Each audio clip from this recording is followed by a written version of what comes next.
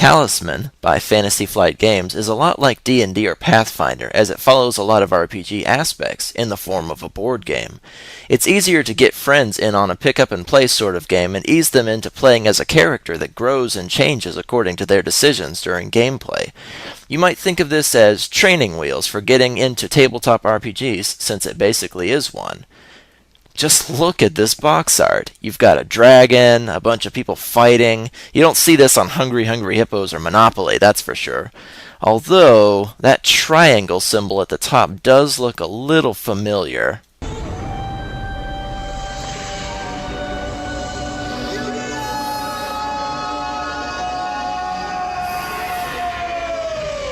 It's probably nothing. Look at this lady with the staff here. She's got a pot of soup under her arm in the middle of this battle. I know it's probably supposed to be like witch's brew or something, but it's red and you can see noodles floating around. I can't help but thinking she's brought a giant tub of SpaghettiOs to the raid. The back of the box is very telling that this isn't your average board game, but an indie title. That is, a game that you're not going to find at your local big box store or in the cheapo aisle of your local grocery store. This is a hardcore, hobby shop only sort of title, and if you don't have a dedicated gaming store near you, you'll probably have to find it online. Fantasy Flight Games is always really good about putting warning labels on their stuff for little kids. It says ages 14 and up, and we'll see why later. 2 to 6 players, yeah. 90 minutes? I can go ahead and tell you that that time estimation is an outright lie. I've played this game about a dozen times, and I've never seen it last for less than 3 hours. Heck, when my girlfriend and I were learning how to play it with just 2 people, it took us 5 hours to finish our first game. If you have a group of veterans that know all the rules to Talisman, however, I can tell you how to estimate the time. All you have to do is count each player that you have at the table as 1 hour. If there are 2 people playing, 2 hours is pretty average. Then 3 hours if there are 3 players, and so on and so forth. Don't pay attention to that 90-minute time estimation. It's not even close. I love how to one side it says, not a children's toy, age 14, hobby gaming product. What, are they going to whip out some elf boobs or melt a crown and pour it on some guy's head? Fantasy Flight is very firm about the fact that they make games for hobbyist gamers. Although I'm not exactly a fanatical board game player, it is interesting for me to see such an explicit sign that says not for kids. Alright, let's quit farting around and open this sucker up. The rulebook is a little intimidating and you might spend your first game constantly pawing through it, but after that it's not nearly as bad. It's like chess. You learn it once and then you pretty much know it. Oh wow. Oh yeah, I could see why they wouldn't want little kids to play with this.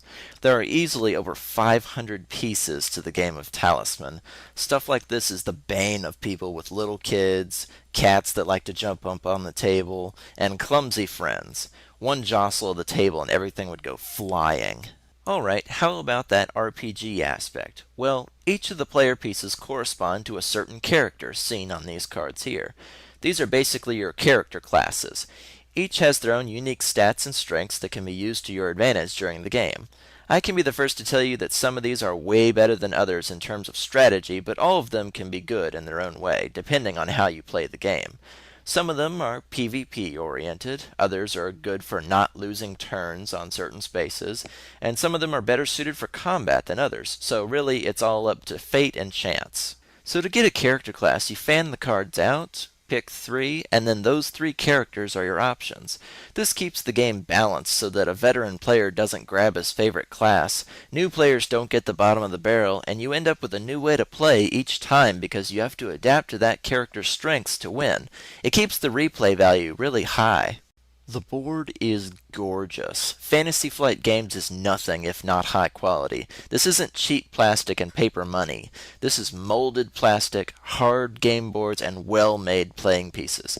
Seeing the quality of the artwork for the first time is breathtaking, because you seldom expect this kind of detail in a board game. There are towns where you can buy items to help you, and the goal is to make your way to the center of the board and reach the Crown of Command.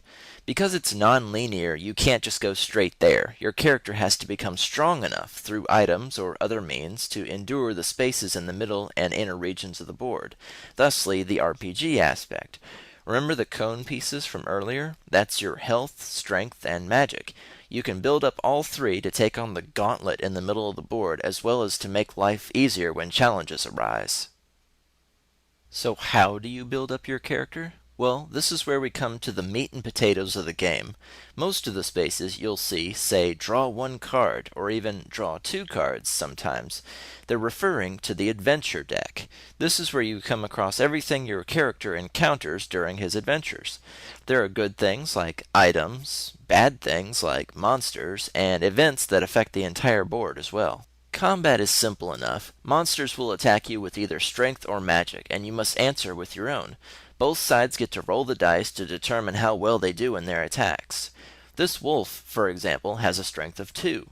If he rolls a 5, his total strength will be 7. If you make better than a 7 on your strength check, you win. But if you don't, he'll deal 1 damage to you and stay on that space until someone kills him. It's easy to cover the board with monsters if you end up rolling badly. That's why the cards are so small. They're meant to be placed on the board if and when people lose combat. You can't draw cards on a space with a monster if there's no room for it, so you can turn the board into a hostile place if you're not careful. Running out of life points means you die, lose all your stuff, and have to pick a new class, so you gotta be careful. The middle and inner regions of the board have harsher spaces, and there are fewer locations on which to draw cards. Most of them, like the Black Knight here, will make you suffer some sort of penalty, like losing money, or life points, or even stats. If your character isn't built up from his adventuring in the outer region of the board, chances are he'll die, and you'll have to start all over again. The inner region is especially brutal, but you can only enter it if you have a talisman, thusly the name of the game. These items are rare or have to be earned by performing certain tasks on the board, kind of like a quest. But once you've got your talisman in hand and you think your character is strong enough, it's time to make a break for the crown of command in the middle of the board.